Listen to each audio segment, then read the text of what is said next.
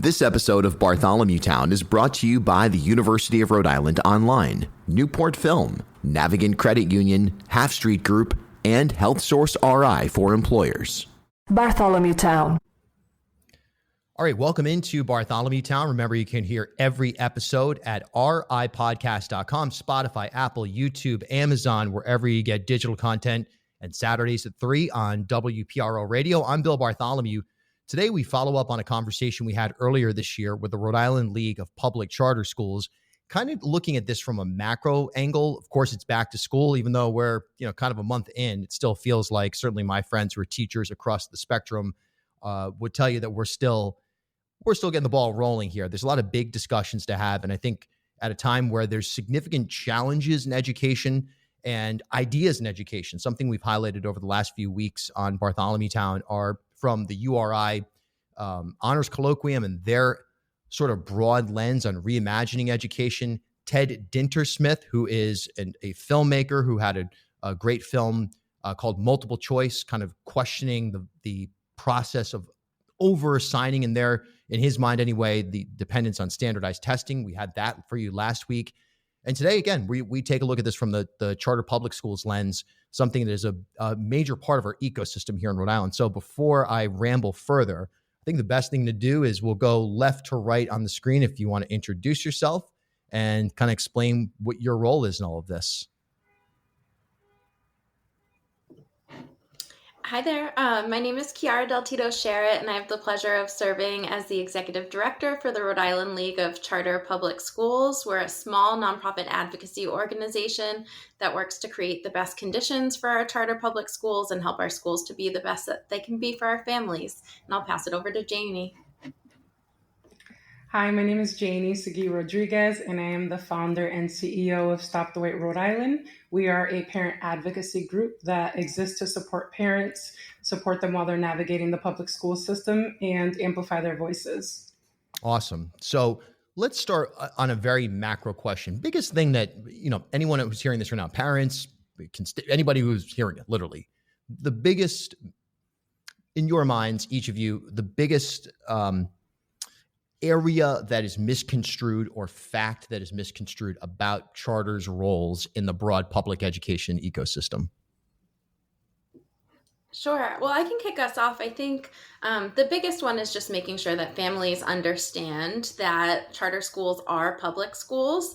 They enter into relationship with the state instead of a local district. But other than that, they operate as public schools. They're tuition free. They're open to all families based on a lottery and not focused on any admissions standards other than that. And so, really centering in on the fact that our schools truly are for all, and the fact that they're tuition free is intended to make them available to more families.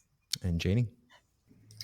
Yeah, I would just double down and say yes to everything Chiara said. And I would add, as a parent whose children attend and have attended charter schools, they do serve all students. I have a daughter with an IEP and another daughter with a 504, both who have thrived in the charter public school system, and they serve all families. And that's something that I often hear from families, that they thought that their child wouldn't have a seat in one of these schools once they are accepted because their kid either has an IEP or a 504. It's also something I think worth noting, and this is becoming a more mainstream conversation, that different kids learn different ways, and sometimes charters have magnet school type approaches to things that you might see in, for lack of a better term, traditional public schools in New York or Boston.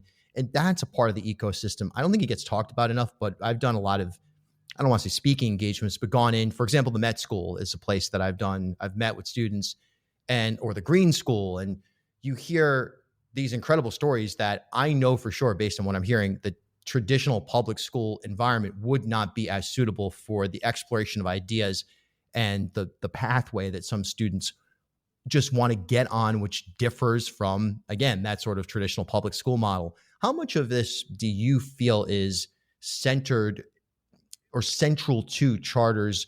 And here comes another, I feel like I'm doing this a million times in a row, but it's like the branding around charters.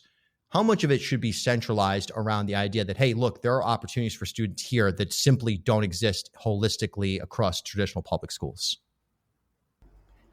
So, as we think about charters, we think about them as a part of the public education system. And so, I greatly agree with you that there are things that exist in our charters that may not exist in our traditional public schools. And there's also things in some traditional public schools that are different than what exists in our charter public schools. We've seen that with kind of the explosion of CTE programs in the state, and other opportunities that exist. But when it comes to our charter public schools, in Rhode Island specifically, they each have a specific mission that's central to them, and that allows them to lean in, to be able to think about that mission in context with everything that they're doing. So you mentioned the Green School, which has an environmental learning focus. That's one area. We have schools that are bilingual schools. We have schools that that focus on the arts. We have all sorts of different schools that are pathways towards career opportunities or simply just exploration for students through a certain way of thinking. We also have schools that are really highly college prep focused, really highly career focused. And I think oftentimes, folks don't tend to think of those as being mission centric schools. They think, well, that's just what education does. But actually, in reality, being so set on a specific career pathway or college for all, if that's what a parent is looking for their student, that actually is a specific mission to a school. And so, I think that's a big part of the system that we have. And we talk about really parents' opportunity to find the best fit for their student. It's not about what's best overall. Of course, we want all students to read and write and do math and thrive, but really every child's different. Janie and I both know that as parents ourselves, and we see that with the families that we work with. What might be the best school for my daughter may be very different than what Janie thinks is the best school for hers, because we have different ways of evaluating what that means. Yeah, same question, Janie, sort of just on that, identifying opportunities on a very specific, student-specific basis. I think what's beautiful about having all of these different school models that can help to serve families is that it allows families to find what that right fit is for their student. I have two kids who are very different, and a school that might be great for one kid is just simply not the right fit for the second.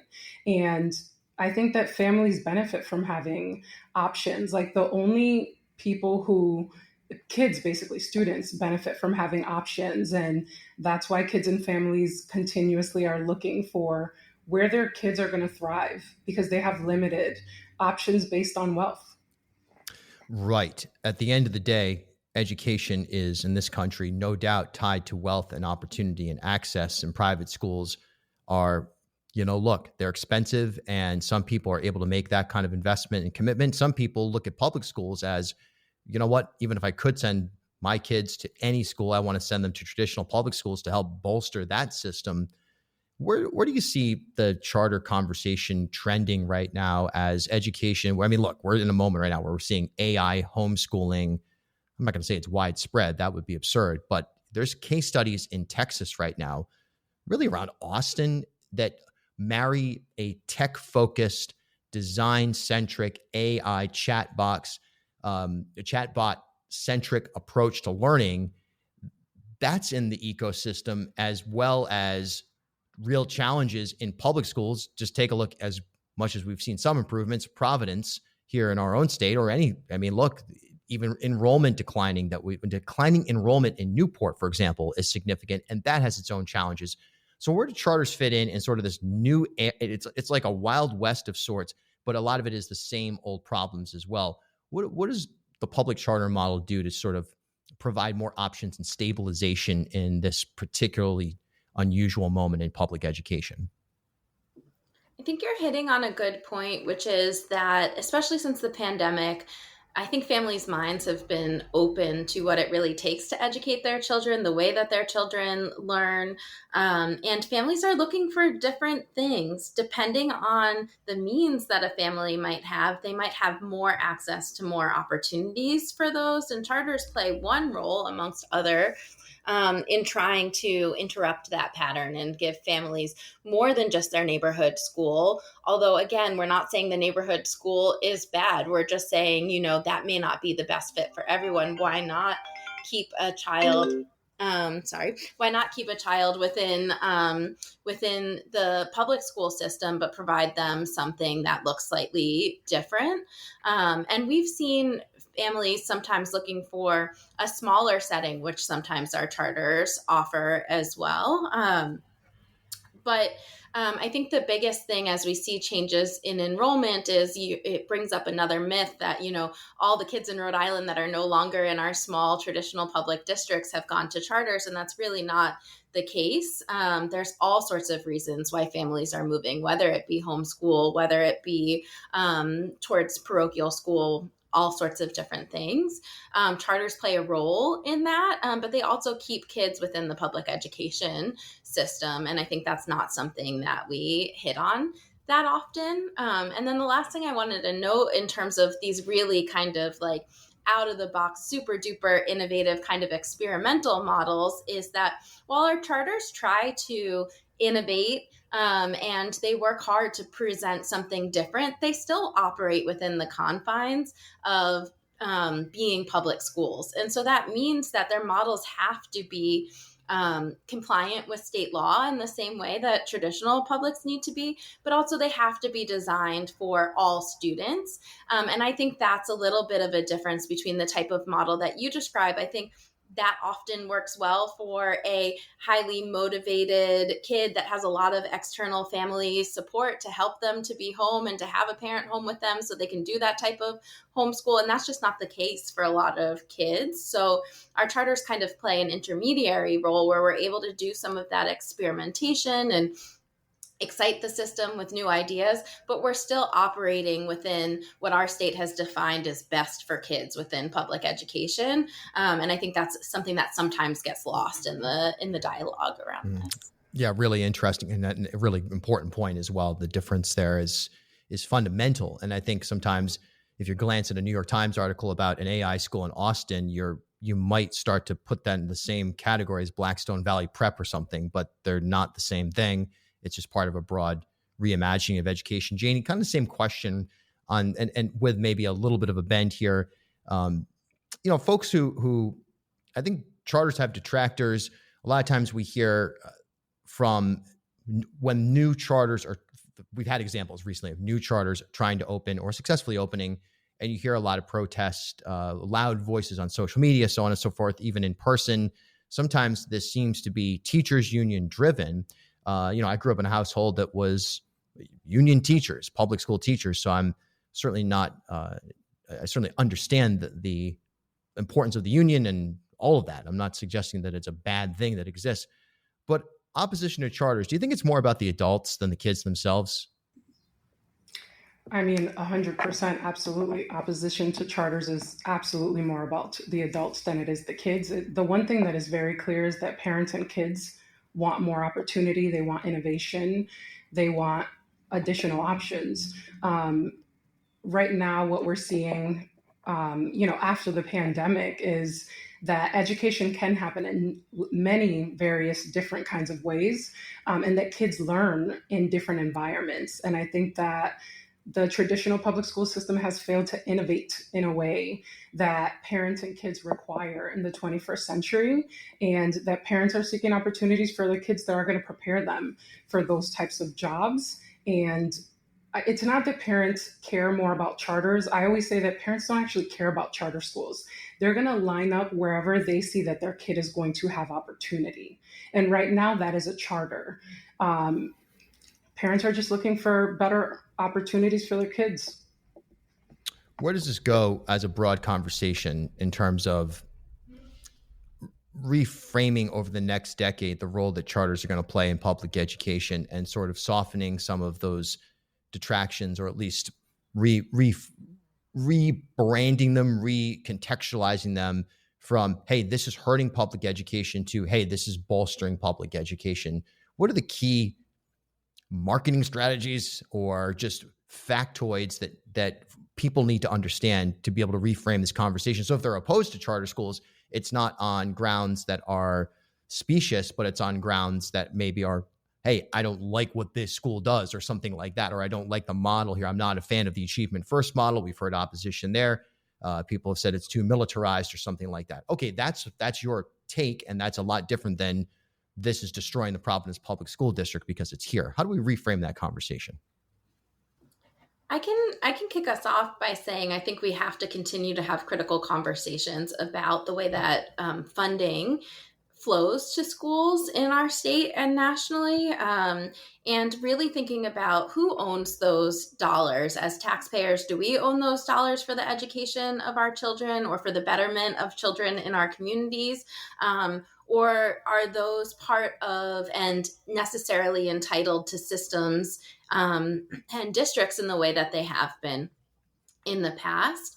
One thing that I find really frustrating is, there's concern sometimes about the way that charters interact with the financial system for schools. And in reality, what we're talking about is money following a student to provide support to them within the public education system. And we don't hear those concerns when a family decides to go to a private school or decides to move from one district to another. We don't hear the same complaints about those dollars moving. And so I think we really have to think about, who do the funds belong to? And are we protecting schools and jobs and systems, or are we protecting outcomes for students that may look like they do now, or may look like different structures that maybe aren't even created yet in terms of what school environments could look like? Right. Janie, same idea, reframing the conversation. I want to just say that I am a proud Achievement First parent. I've had 2 kids that have gone to Achievement First and have had, it's not that they've had an easy time, right, or anything like that, right? They've had their own academic struggles, but I love the model. And I think it's easy from the outside to pinpoint and say what we don't like about particular school models. But I think when you talk to the people at those schools, it's a very different conversation. There's a reason that parents are applying to those schools. There's a reason why the wait lists are so long. And I think one piece that we forget about is a lot of the families that are applying for other options went to these very same schools, and they're looking for their children to have success that they have not had, right? They've gone through the system, and it's easy for people externally who have no skin in the game, who have had no experience with these schools, to say that our kids should be going to those schools, or that we should sacrifice our kids' future for the idea of what public schools should look like, and miss the entire point that these non-traditional public schools, charter public schools, are public schools. So that's what I want to add to that. It's interesting because I think also one thing that we know about public schools in Rhode Island is that, look, sometimes there's I'm a sports person. I played in the interscholastic league and all that. I refereed the whole thing. I mean, sports are awesome to a point. Sometimes public schools become so obsessed with athletics that other things are left behind. And it's like, if you're not, a great right fullback in soccer, you're a second tier type of person. I saw that. I experienced that. I know a lot of kids who experienced that. So detractions can be thrown into all aspects of schooling, generally speaking. And I think that's something that doesn't get weighed enough, where, hey, look, okay, great. You might go to a public school that's really good at basketball, but if you're not a basketball player, where do you stand in the hierarchy of importance? That's a very real thing. And it's a similar angle that is, in terms of detraction, that's not taken enough, I think. Not that we want to sit here and bash schools, but if we're going to have an honest dialogue about it, I agree that the inside perspective is the most important, because every student's unique and every student has different challenges and needs that should be met. All right, last couple of seconds here. Where can people find out if someone's hearing this right now and they're not familiar with they may have heard of the Green School or something like that, but they really don't know how to take a step forward? What's your recommendation for I parents? can kick us off with two, and then I'll pass over to Janie. So, one, the state has a fantastic website that describes all of the school opportunities, including CTE programs, charter school programs, our state schools, and that's www.enrollri.org. So I really highly encourage folks to go there. We also have a few schools that are being considered for approval right now. And so you should hear some things in the news and see some things on the State Department of Ed's website around that. That's ride.ri.gov. And then the last thing that I would say is if there's a school in your community or that you've heard of that you want to learn more about, don't hesitate to contact the school itself. Your prior question actually made me think of that as well. The best way to break down those misconceptions about our schools is actually to go and visit a school and get a sense of what it feels like. So I encourage folks, if they have questions, to reach out and to do that. And our schools will welcome you with open arms to do that. Even if you are a community member that doesn't have a child going to the system, but you want to learn more and you want to understand how that contributes to the ecosystem. And Janie and her organization, Stop the Wait, have all sorts of specific resources for families. So I'll pass to her to share more about that as well. I want to double down on the Enroll RI website. There's a family information tool, the FIT tool that's on there. It's great. You can compare schools. You could look to see what particular schools provide, and absolutely always reach out to the school. We do have a parent academy, and we're going to be running our virtual and in-person parent academy classes come November and early December. We graduate around 50 parents quarterly, and we dive into like how you can access these different resources and how you can navigate finding what options may exist in your zip code neighborhood for your children. And you can check us out on our website, stopthewait, stopthewait.ri.org. Thank you so much for your time today, both of you, and appreciate it. And hopefully for the listeners out there that are interested in exploring this space, you just do it, because I don't think there's a better way to go about it than just get in the game and take a look for yourself. That's kind of the only way to really make sense of it. So thank you. At HealthSource RI for Employers, we provide access to health insurance to more than 1,200 local businesses and nonprofits, and 96% of them renew through us every year. Maybe it's our choice of 19 different health plans, our more than 10 years of customizing solutions, or our one local team of dedicated experts helping employers find quality health and dental insurance. See how our numbers stack up for you. Learn more at healthsourceri.com/employers.